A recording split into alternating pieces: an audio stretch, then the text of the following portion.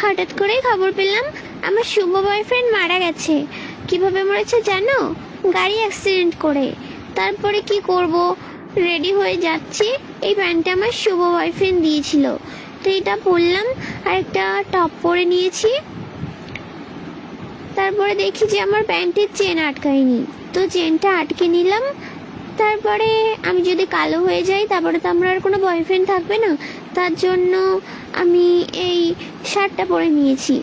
কারণ আমার বয়ফ্রেন্ড এখন নেই, মারা গেছে, এখন তো আমরা আরেকটা পটাতে হবে, তাই। তারপর একটা হালকা মেকআপ করব ভাবলাম। তারপরে এই যে চুলগুলো একটু ছাড়িয়ে নিচ্ছে, আঁচড়ে নিলাম। তারপরে একটু মুখটা মুছে নিলাম, যে কি আর করা যাবে, বয়ফ্রেন্ড মারা গেছে, এখন তো ভেঙে পড়লে চলবে না, সাজুগুজু করে দেখতে যেতে হবে শেষ দেখা। তো একটুখানি ক্রিম মেখে নিয়েছি। কি করব, মন খারাপ লাগলেও কিছু করার নেই। এখন একটু মুখে মেকআপ করব, এটাকে কি বলে জানি না, তো মেখে নিলাম। তারপরে খুব কষ্ট লাগছিল, কি বয়ফ্রেন্ড মারা গেছে বলে কথা, কান্না করছিলাম অনেক। তারপরে একটু লিপস্টিক পরে নিলাম। আমার ভাই শুনে বুঝতেই তো পারছো আমি অনেক কান্না করেছি।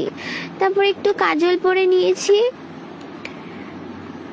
শেষ দেখা দেখতে যাব, একটু সাজুগুজু না করলেও নয়। তো আমার শুভ বয়ফ্রেন্ডের দেওয়া ঘড়িটা পরে নিলাম।